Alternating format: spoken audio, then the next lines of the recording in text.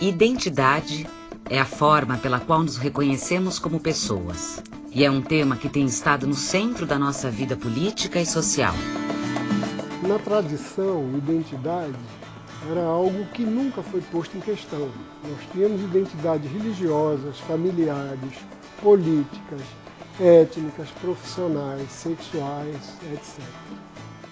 Hoje, com as mudanças nos costumes, nos moldes contemporâneos, tudo isso está sendo posto em questão.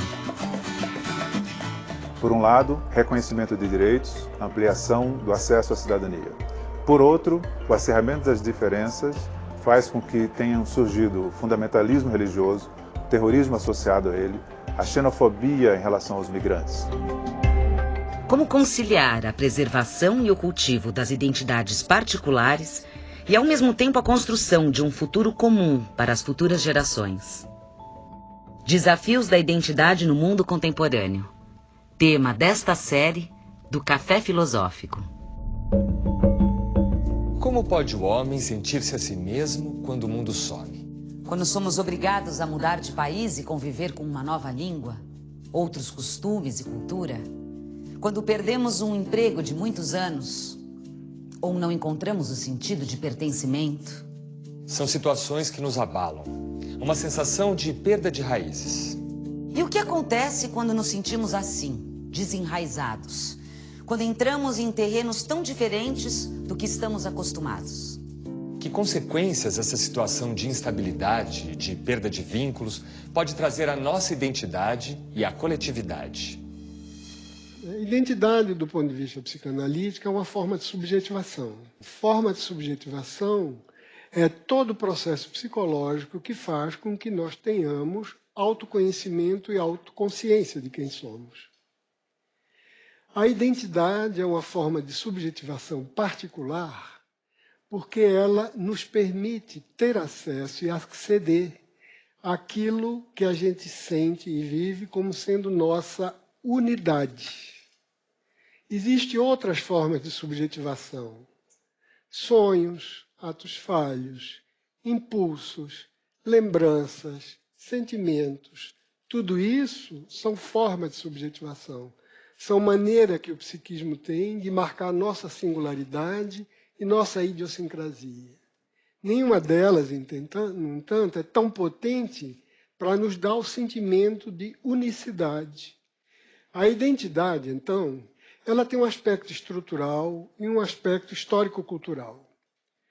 O aspecto estrutural é aquele que é comum a todos nós. Ele é formado por duas dimensões. A dimensão que a gente chama de ipseidade, é que nos fornece a experiência de que nossa existência é única em meio à unicidade de outras existências. É, por assim dizer, uma unidade no espaço, uma unidade diferencial com outras unidades.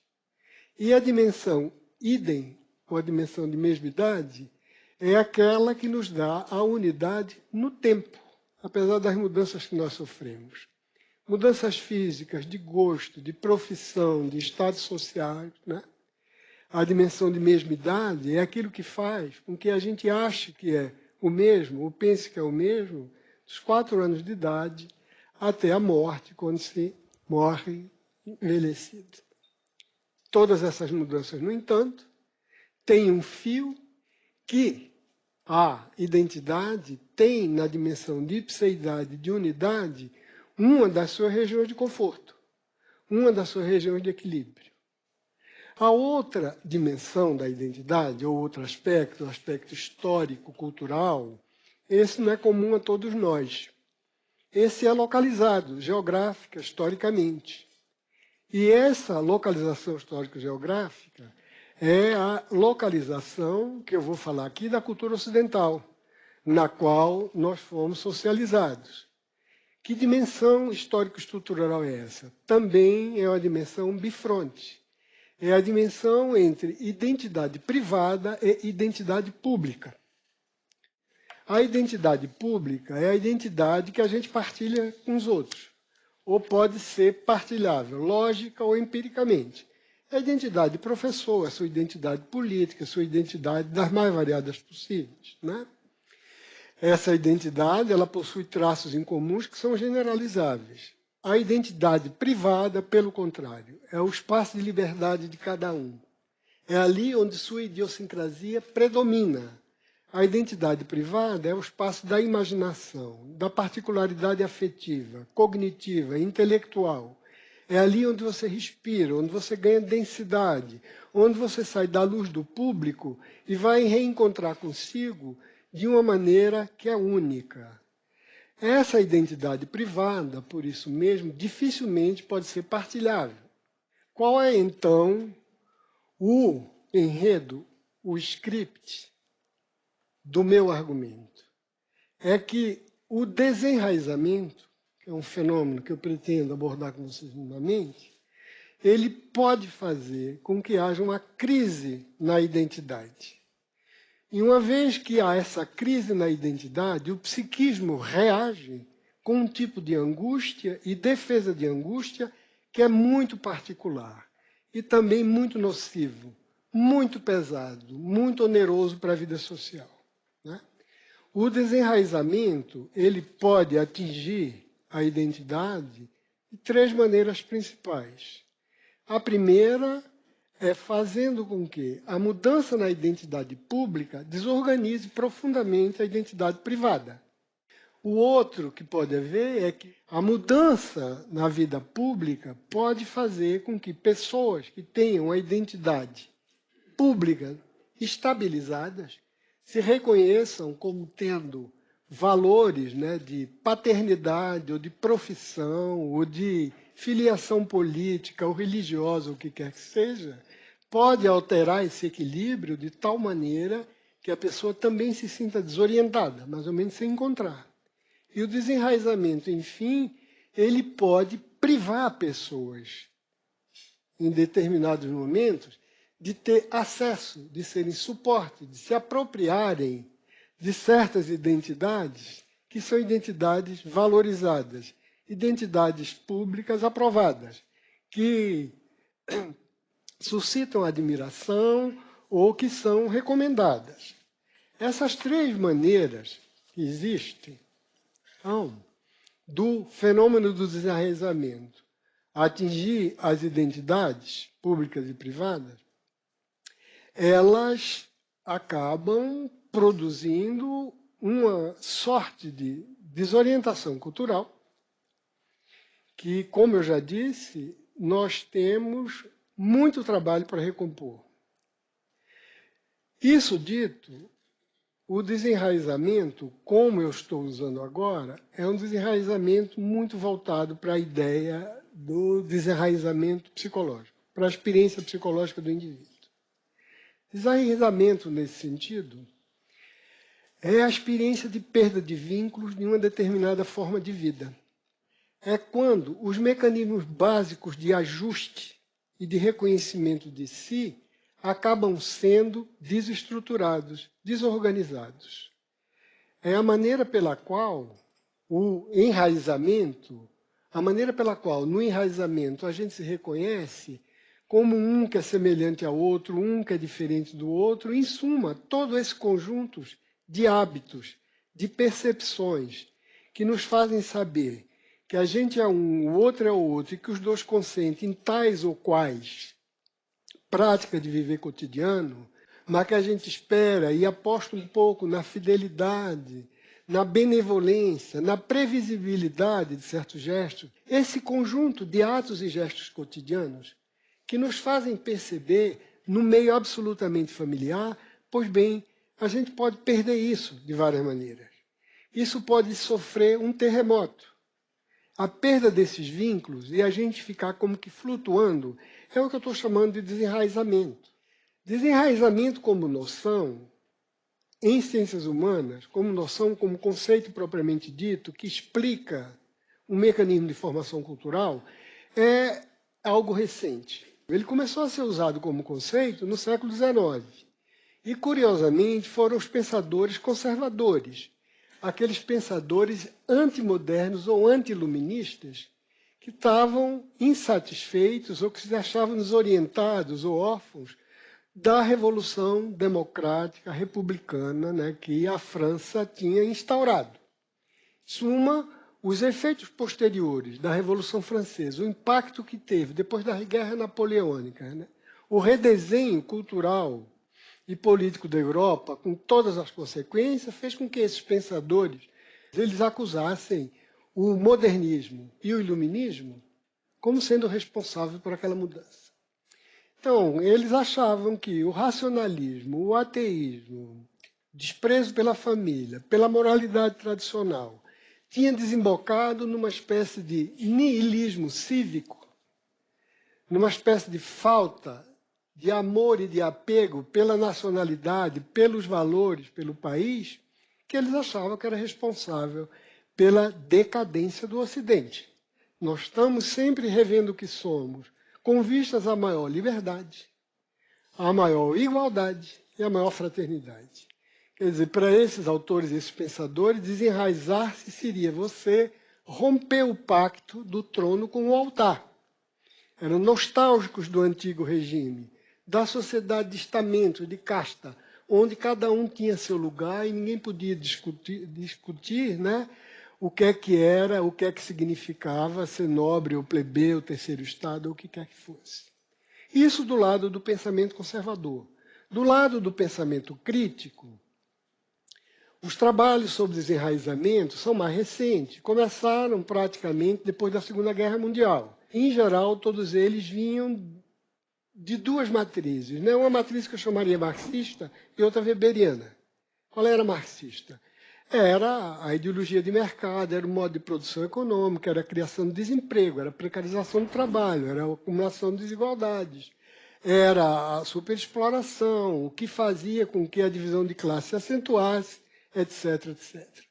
No lado weberiano, era a ideia de que o aumento da racionalização e da burocratização da vida, pelo progresso e crescimento descomunal dos meios técnicos de gestão e de produtividade, havia feito com que as pessoas viessem a perder o encantamento do mundo, donde a apatia, né, donde a falta de curiosidade, donde a inércia, donde se deixar efetivamente cair num pessimismo niilista que vinha de muitas dessas coisas. Bom, esse pensamento teve pensadores, né, teve autores geniais, né, modernamente, um Marcuse, um Philippe Riffe, um Guy Debord, um Baudrillard, né, um Lasch, Sennett, e sem contar, eu acho, com o maior de todos eles, que é o Bauman.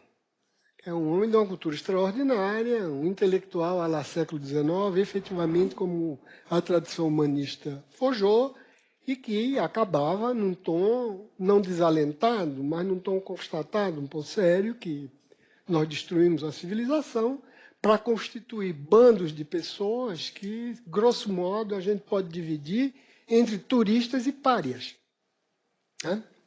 Aqueles que têm acesso a tudo, que têm mobilidade, que têm condições de perceber o mundo, né, de uma ótica da águia, enquanto que outros que estão regionalizados, que estão presos àquilo ali, sem nenhuma segurança, e que têm do mundo, para falar como Nietzsche, né, a visão de rã, ou seja, de baixo para cima, sem conseguir absolutamente perceber como se localizar. No próximo bloco. Primeira defesa é a reação de ódio. O objeto me frustra, eu não substituo ele por outra coisa. Eu o odeio. Eu quero exterminá-lo, físico ou moralmente.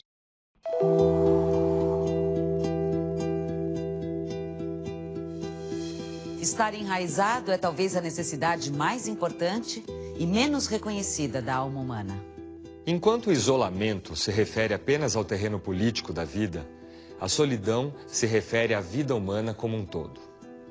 O governo totalitário, como todas as tiranias, certamente não poderia existir sem destruir a esfera da vida pública, isso é, sem destruir, através do isolamento dos homens, as suas capacidades políticas. Mas o domínio totalitário, como forma de governo, é novo, no sentido de que não se contenta com esse isolamento e destrói também a vida privada. Baseia-se na solidão, na experiência de não se pertencer ao mundo, que é uma das mais radicais e desesperadas experiências que o homem pode ter. Arendt, ela dizia que o desenraizamento significa a superfluidade e o estado de isolamento e solidão em que a sociedade de massas, com a produção capitalista, produz. É como se aquilo que foi sendo, e a produtividade crescendo, ela foi desfazendo os estamentos, foi lançando os indivíduos numa espécie de imprevisibilidade absoluta, e mais do que isso, foi fazendo com que alguns se sentissem como absolutamente redundantes. Com eles ou sem eles, o mundo gira. O que eles têm a dizer, sentir ou fazer é igual.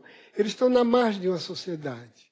Né? São grupos de pessoas, hordas de pessoas, que estão absolutamente fora do circuito cultural, intelectual, etc., e que têm muito pouco abrigo para qualquer coisa que ratifique, que legitime a identidade que eles podem portar. São pessoas esgarçadas que circulam e que transitam sem um ponto de amarração, sem vínculos emocionais de porte. Esse exército, essa legião de indivíduos, Arendt falava, eles são presa fácil de autoritarismo e totalitarismo. Eles buscam o tempo inteiro um lugar no mundo, coisa que a gente vai ver. Muitas vezes o líder autoritário demagogo promete. A classificação da Weil é outra. Ela pensava no desenraizamento, sobretudo como causador de 3 grandes fenômenos culturais que tinham impacto individual grande. Um ela chamava desordem, o outro medo e outra insegurança. Basicamente a desordem é o estado social que lhe impede de fazer aquilo que você sabe fazer, o seu melhor talento, que lhe impede de exercer o seu dever que você estava habituado, que devia ser feito, que lhe impede de ser pai, que lhe impede de ser filho, que lhe impede de ser professor, porque ele retira qualquer condição social de exercício disso. Em suma, a desordem é impedir que a pessoa faça aquilo que toda a vida se preparou para fazer. O medo vem da desproporção de força entre alguém que é intimidado e paralisa sua atividade na vida pela ameaça de violência do outro. Finalmente, a insegurança vem da imprevisibilidade da sociedade desorganizada, ou então pela imprevisibilidade do chefe autoritário quando já está vivendo sobre isso. E uma vez que produz sua insegurança, esse tipo de angústia que a gente sofre também é um tipo de angústia especial, e aqui eu acho que Freud tem muita coisa a dizer. Normalmente a angústia freudiana, que a gente está mais ou menos habituado a ver, é a angústia pela frustração do prazer. Quer dizer, o sujeito investe em um determinado objeto libidinalmente. Ele é objeto, ele é proibido. Pelo complexo de Édipo ou qualquer outra coisa. Eu, então, retiro o investimento do objeto, que é o desprazer, e coloco em mim, na fantasia. Quando não, em mim como ego, como é o caso do narcisismo. Então, a frustração sexual, a frustração da pulsão sexual, ou a privação, ela pode ser compensada por aquilo que Freud chamou de realização alucinatória do desejo. Em suma, quando eu sou frustrado sexualmente, a angústia que aquilo gera, ela pode ser recapturada e transformada em alguma coisa que me dá um prazer substituto, talvez diminuto, mas ainda da ordem do prazer. No que concerne a angústia de sobrevivência, aquilo que ameaça a sobrevida, o que Freud chamava de pulsão do ego, o destino é outro. Não há substituto. Em vez de prazer, eu tenho dor. Ou seja, o objeto perdido, não há como recuperá-lo, exceto por um esforço, por uma violência pessoal, por uma espécie de trabalho dobrado no sentido de curvar e de contornar a dificuldade. Pois bem, qual é a minha hipótese? A minha hipótese é que no desenraizamento, a identidade desenraizada, ela se vê ameaçada por algo dessa ordem. É como se o sujeito imaginasse ou sentisse, né, que ele está sendo privado de qualquer coisa que é sua própria vida. Pode ser a vida física ou a vida moral. No terreno da sobrevivência, a questão é como eu posso ser e o que eu posso ser. como é que eu vou existir, como é que eu vou ter experiência de continuidade da minha existência e com que predicados e de quais maneiras. É uma coisa de base, é uma coisa que soa uma ameaça à ordem vital. E como ameaça à ordem vital, isso também aciona defesas, esse caso da angústia de sobrevivência, da angústia de contrariedade da pulsão de ego, da angústia de autoconservação, você vai ter defesas que, eu repito, são muito mais complicadas, muito mais difíceis de você resolver no espaço da cultura. Né? Primeira defesa é a reação de ódio. O objeto me frustra, eu não substituo ele por outra coisa. Eu o odeio. Eu quero exterminá-lo, físico ou moralmente. A outra grande defesa é a defesa de repetição do trauma.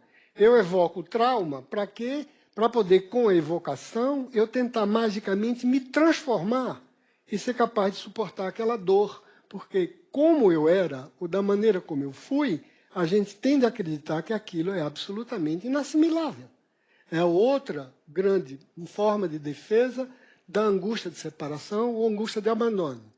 A outra grande forma de defesa que existe também, né, é a regressão imaginária a um estado anterior da vida ou da cultura em que eu acredito que se eu voltar, eu vou poder viver de novo numa espécie de reino encantado onde o trauma do desenraizamento não existe.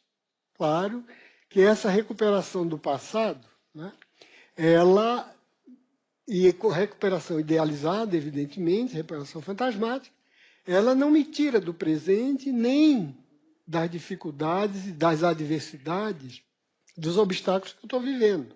Mas também existe. Finalmente, o último, né, que eu chamaria mecanismo de defesa contra a angústia e sobrevivência, e que eu acho, pela extensão e pelo alcance, o mais nefasto, é eu erotizar de maneira paroxística uma pessoa ou um ideal que eu fantasio como onipotente e capaz de me proteger da ameaça de morte. Essa pessoa é o líder, essa pessoa é o Führer, essa pessoa é o Salvador, essa pessoa eu abro mão da minha individualidade para fazer com que ela magicamente reabsorva a minha insignificância ou fraqueza e eu me dilua e ganhe a magnificência, ganhe a grandiosidade falsa que aquele ídolo, verdadeiramente idolatro, aquele ídolo, magicamente vai poder suprir ou compensar. Né? No próximo bloco. Paralisia, que é a apatia, é tudo aquilo que governo autoritário ou totalitário deseja dos súditos.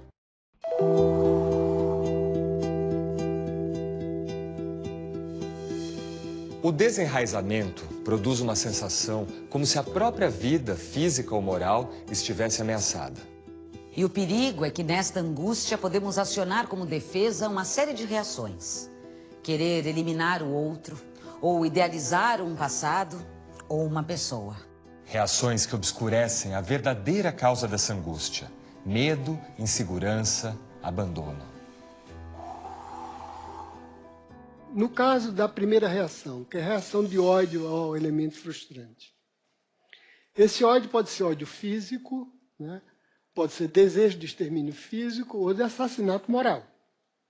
Se vocês tomam, por exemplo, o caso de uma forma de desenraizamento, que é o sujeito que está enraizado, e o Christopher Bollas diz, de maneira quase patológica na cultura. É o que ele chama de self de condomínio, ou self enjaulado. É alguém que está tal modo inserido dentro do circuito que ele não tem mais nenhuma capacidade, nenhuma versatilidade para poder absorver o que quer que seja inovação. Essa pessoa, diante do surgimento de novas identidades, segundo a dinâmica da cultura, essa pessoa reage com alergia. Ela acredita que está sendo despossuída de alguma coisa que só ela poderia ter. Respeito, dignidade com a maneira que ela vive, com os gostos que ela tem. Isso parece efetivamente um ataque que tem uma profundidade que a gente só mede pela reação, muitas vezes. É claro que uma reação como essa, é uma reação que muitas vezes abala. E a gente vê, então, todo esse cultivo que existe de raiva, de enraivecimento, né? De polêmicas que ganham um tom absolutamente exorbitante. Um exemplo típico é a questão do racismo no Brasil, né? Do lado de quem é racista, é aquela ideia. É um absurdo isso não existe, é um pensamento mágico, só existe quando começou a ser dito. Isso agora, a falácia da reversão da acusação é alguma coisa encontrada frequentemente. Não existia isso no Brasil. De repente se começou a falar, e quem começou a falar são uns desocupados, uns ociosos, entendendo? Uns extravagantes, uns dissidentes, uns ressentidos. Gente que não presta começou a criar alguma coisa que nunca existia, que a gente vivia no universo Gilberto Freiriano. Daquela casa grande, daquela senzala, vivendo uma lua de mel permanente. Do lado da população brasileira, que quer gozar dos direitos que legitimamente lhe pertencem, você também exige um trabalho psíquico fenomenal. Tal exemplo do negro, a palavra negro. A palavra negro foi uma palavra usada toda a vida com um conteúdo pejorativo terrível. A palavra negro foi criada, inclusive, dentro do que a gente conhece como sendo ideologia das raças, né? Eu digo ideologia das raças porque um dos problemas da ideologia é achar que raça é um tipo natural, né? Evidentemente, a gente teve, desde no século XIX, dezenas de possibilidades de classificações raciais. Eu vou dizer uma para vocês, para poder mostrar como a narrativa e a construção cultural acaba naturalizando e fazendo parecer algo que é da ordem da pedra, da água, alguma coisa que foi pura invenção de meia dúzia de ideólogos. Tem um naturalista alemão chamado Lorenz Oken. Esse homem, na época dele, ele vivia disputando com os antropólogos ingleses e franceses, que, pelo fato de dominar o mundo, acabaram criando tudo que era de raça para justificar a supremacia do branco metropolitano, né? Inventaram raça branca, amarela, vermelha e negra. Não deu certo. Bem, o Lorenz Oken dizia isso é alguma coisa de absurdo, isso é de uma extravagância, de uma imprecisão enorme. As raças são 5. Como é que ele não percebe? São as raças visuais, auditivas, táteis, olfativas e gustativas. Isso aqui é um leque de raças que revela muito mais a realidade do que as pessoas são. Por exemplo, o europeu é raça visual. Por quê? Porque ele é voltado para as belas artes. Ele tem o tato, se você quiser, né, de perceber o belo, consequentemente, e vai descendo por aí até chegar nos aborígenes, que esses, coitados, são só gustativos e táteis, o resto não. O olfativo ainda vai um pouquinho para cá, se você quiser, auditivo também, porque tem toda a composição musical austro-alemã, que não podia ser jogada fora como sendo um traço de inferioridade, mas o resto não. O que acontece? As raças de Lorenz Oken não funcionaram simplesmente porque a Alemanha não tinha o potencial imperial que a França e a Inglaterra tinham. Eles dominaram e impuseram a gente isso. Pois bem, qual é o trabalho, então, dessas pessoas discriminadas como negro estão tendo que ter? O que eu acho um trabalho excessivo que era completamente ou deveria ser desnecessário. Eles têm que assumir esse estigma para, de dentro, desmontá-lo. Tem que dizer, eu sou preto, eu sou black, está entendendo? A partir daí eu quero ter direito, porque, em nome dessa estupidez, vocês discriminaram e colocaram numa situação de exclusão milhões de pessoas. Contaram a notícia falsa da colonização, falsa da escravidão, de que as pessoas eram preguiçosas, inventaram uma série de coisas para justificar a opressão. Agora, não só tem que ter o trabalho de assumir uma identidade que ele sabe que foi construída com vista à opressão, para de dentro dela construir outra narrativa, de construir e mostrar de que engrenagem aquilo é feito. Além do mais, uma vez que assume isso, ele não pode ser vítima da clausura identitária. de ficar aprisionado naquilo. Quando uma pessoa se autodeclara branca, qualquer que seja, né? Ninguém diz, bom, agora vai falar um branco. O lugar de fala é um lugar estratégico. O lugar de fala é um lugar absolutamente necessário, enquanto você permite a muitas pessoas alcançarem um espaço de liberdade que lhe dê o direito de escolher falar de que lugar ele queira, porque ele quer falar do lugar do humano. É isso que nossos princípios democráticos, é isso que nossa ética humanista preconiza. Pois bem, eu estou dando um exemplo do que é que a relação de ódio com esses tipos que o Bolas chama de normopata. Para o psicanalista Christopher Bolas, a normopatia é um impulso anormal por uma suposta normalidade. São pessoas que vivem com um objetivo quase obsessivo: conseguir validação social. Elas deixam de lado a própria individualidade e ficam tentando se encaixar à força no que os outros entendem como normal.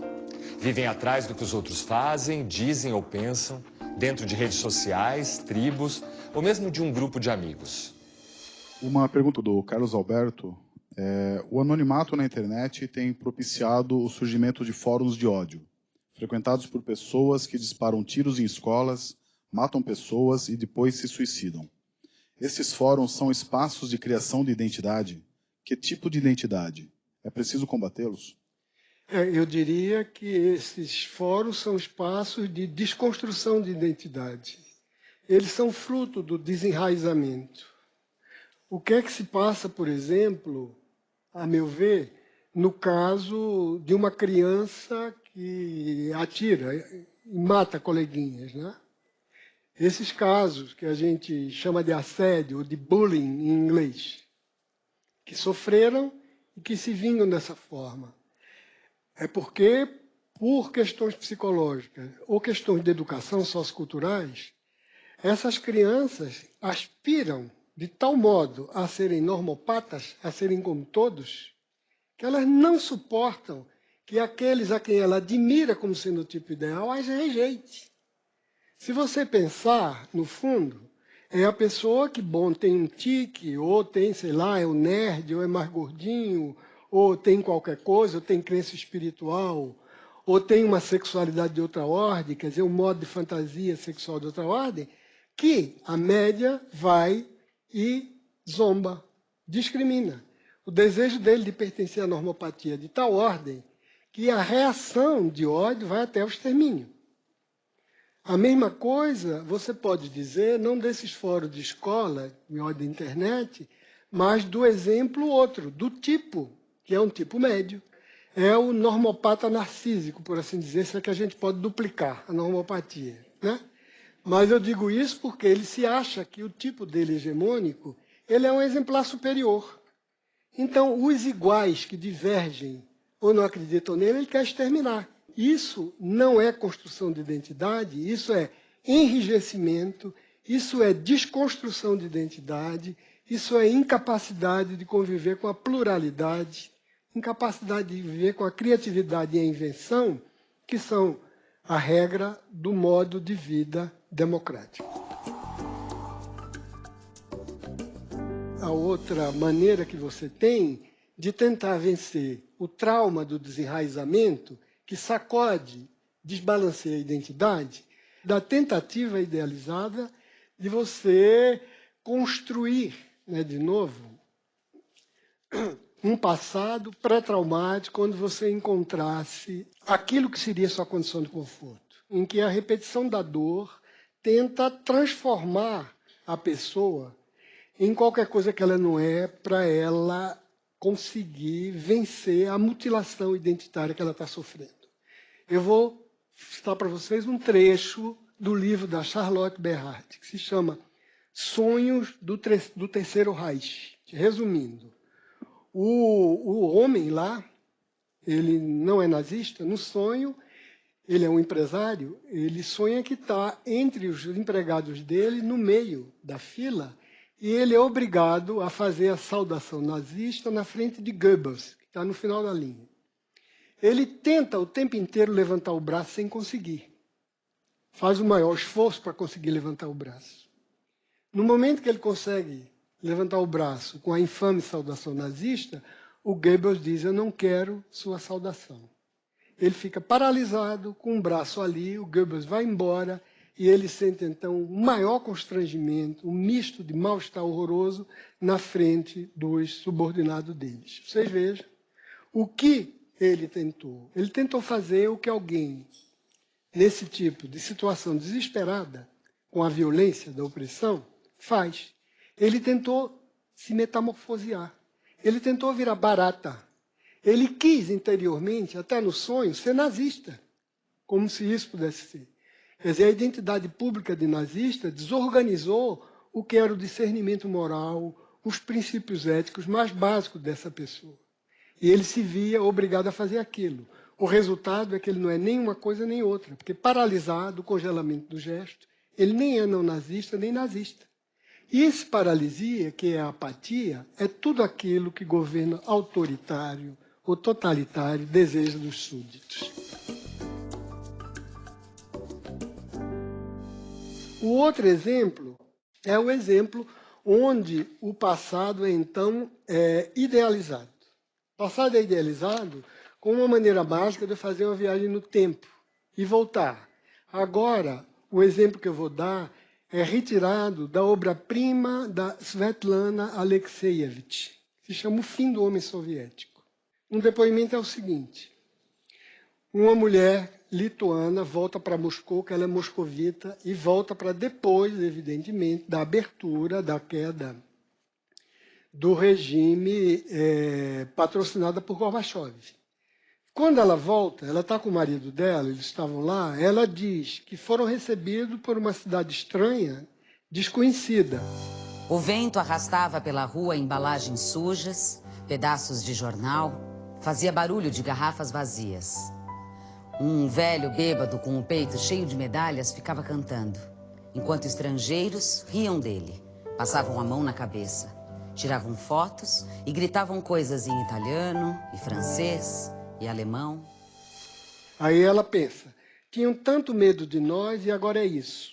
Então o marido vai e nisso aí, quando chega, tem um camelô vendendo uma série de coisas que eram bandeiras, flâmula, carteira do partido, condecoração militar.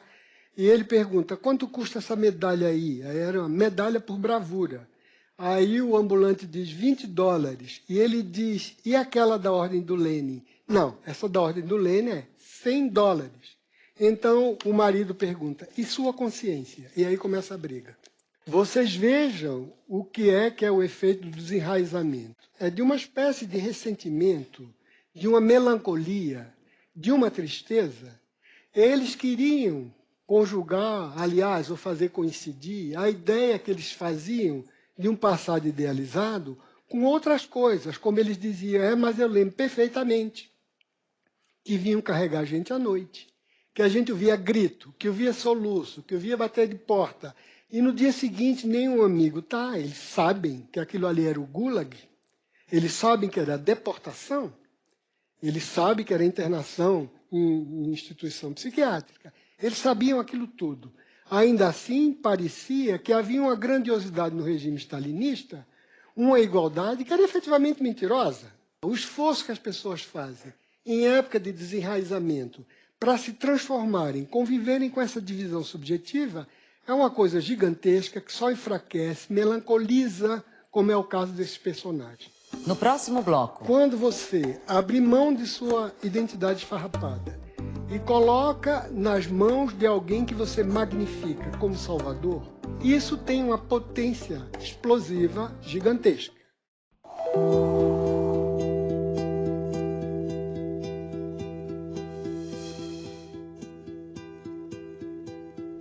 A última defesa contra a angústia de morte, que essa eu acho que é a mais virulenta, porque é a que tem um alcance social maior, que é a defesa pela criação do fetiche, do ídolo do Salvador.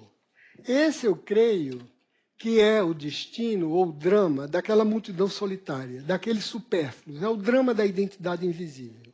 São pessoas que não encontram lugar, como Bauman diz, nem entre o cosmopolitismo dourado, se vocês quiserem, como o politismo dourado é esse grupo de turistas, de pessoas que têm cultura, que têm educação, que viajam, que têm emprego, empregabilidade, que têm renda para ostentar os bens materiais e culturais de riqueza, né?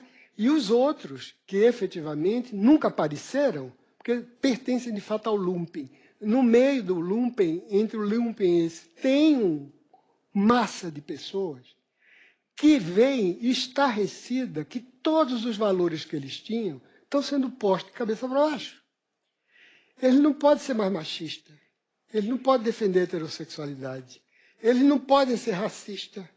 Essas pessoas são massa de manobra para todo esse tipo de líder, né? Que é um líder que começa a ser fetichizado no que ele é. O que quer que esse líder faça, ele vai ter sempre razão. O exemplo de Hitler é típico. Hitler tinha aquela campanha de raça pura e de ariano. Quando teve que fazer aliança com os japoneses, lutar contra os americanos, ele não teve dúvida. Ele nomeou os japoneses de arianos de honra. Acabou. Então, se o Führer disse agora, ele não tinha, o que ele disse agora contraria o que era antes, é porque essa é a nova verdade. Isso, evidentemente, é alguma coisa que quando você abre mão de sua identidade esfarrapada e coloca nas mãos de alguém que você magnifica como Salvador, isso tem uma potência explosiva gigantesca. E a potência explosiva gigantesca não vem só da adesão, em primeira instância. A potência explosiva gigantesca vem de dois fatos. Primeiro fato é que não existe regra para poder você saber se está ou não agradando o líder.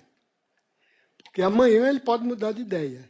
E você não sabe se sua dose exata de bajulação e servilismo é a correta. Porque, além do mais, tem concorrentes, né, para essa espécie de serviçal favorito. Segundo lugar, porque você não tem efetivamente essa medida, porque a medida é o arbítrio, né, você começa a querer a disputar quem é o mais feroz súdito, quem é o mais feroz sabujo do líder ou da coalizão no poder.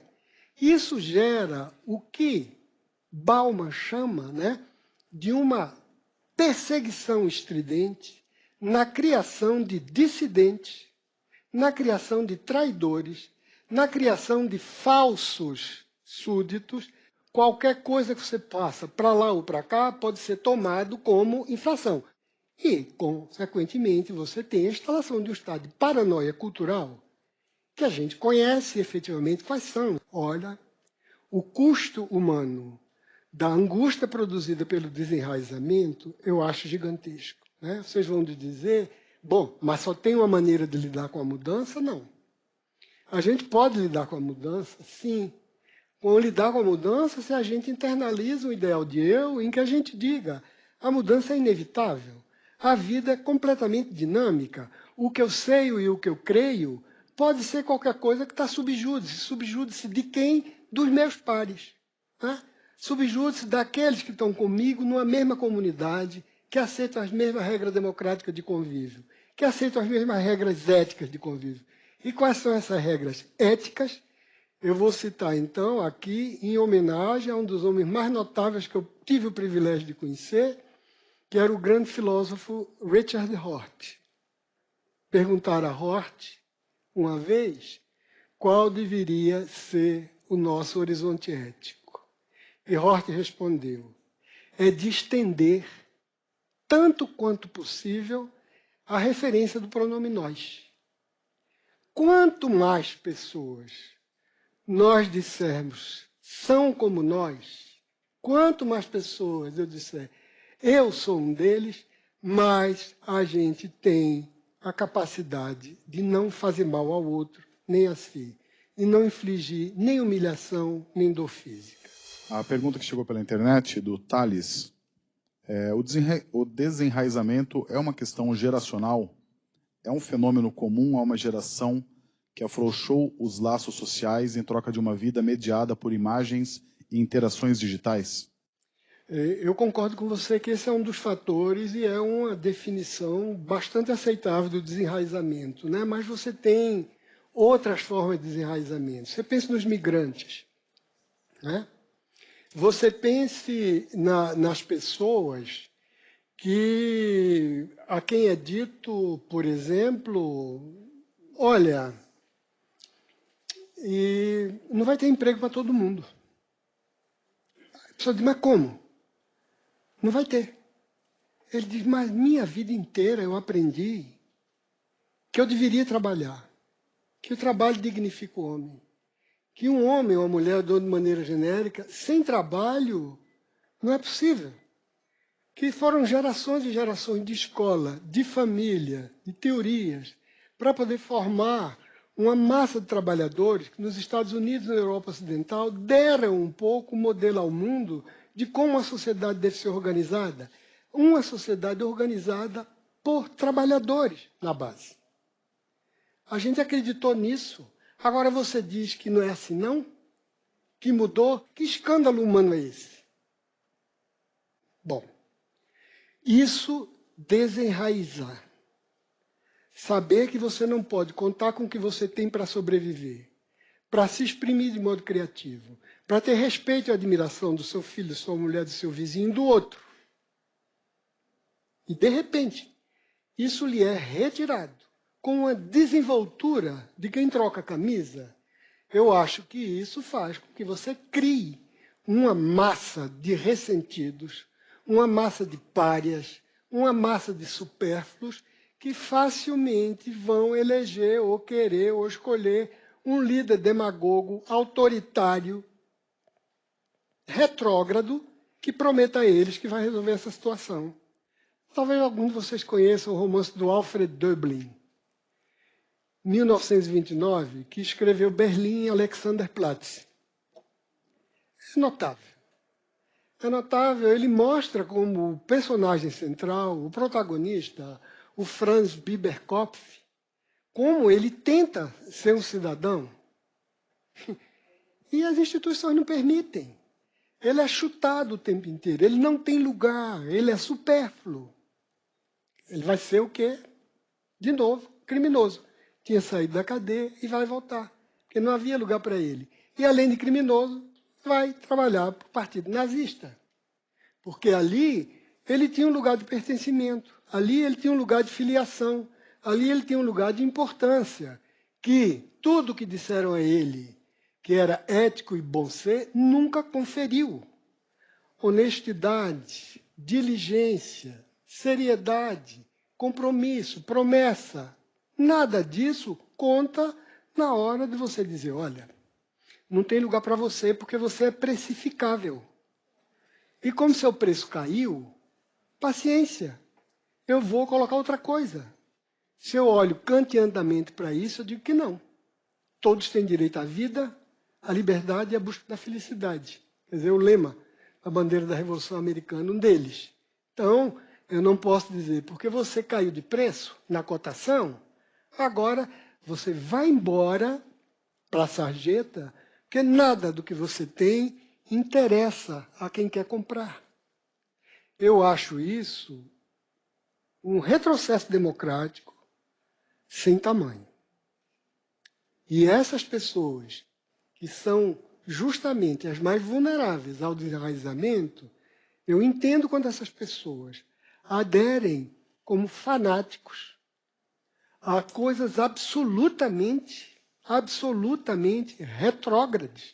retrógradas, né? Mas a um ponto de serem medievais em alguns casos, como ideia de cruzada, por exemplo. Cruzada religiosa. Né?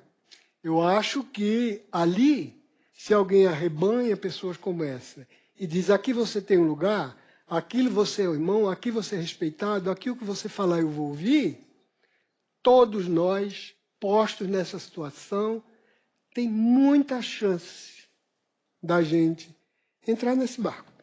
A gente é humano. A gente quer o amor do outro. A gente vive para o outro, para a interpelação do outro, para o desejo do outro. Desde pequenininho, quando é bebê, e depois em seguida. Sem esse olhar do outro, a gente é o quê? a gente é Kaspar Hauser. Aquele caso célebre do menino que foi criado, que nunca lidou com ninguém e que saiu daquela toca quando o professor descobriu. Kaspar Hauser saiu, ele tinha sido criado sem nenhum outro. Kaspar Hauser não sabia quando devia sorrir, quando devia chorar, quando devia ter dor, quando devia estar alegre, quando devia estar contente. Kaspar Hauser era um corpo humano esvaziado de subjetividade. Então a gente precisa do outro, a gente precisa do reconhecimento, a gente precisa do pertencimento. Se a gente não tem no lugar A, a gente vai para o lugar B. E o lugar B pode ser o fundo do poço, para todo mundo que tem um mínimo de discernimento. Mas para quem está envolvido com um nada ou qualquer coisa, ele vai ser qualquer coisa. Mais reflexões no site e Facebook do Instituto CPFL e no canal do Café Filosófico no YouTube. No reino dos fins, tudo tem um preço ou uma dignidade. Quando uma coisa tem um preço, pode-se pôr em vez dela qualquer outra como equivalente. Mas, quando uma coisa está acima de todo preço e, portanto, não permite equivalente, então ela tem dignidade.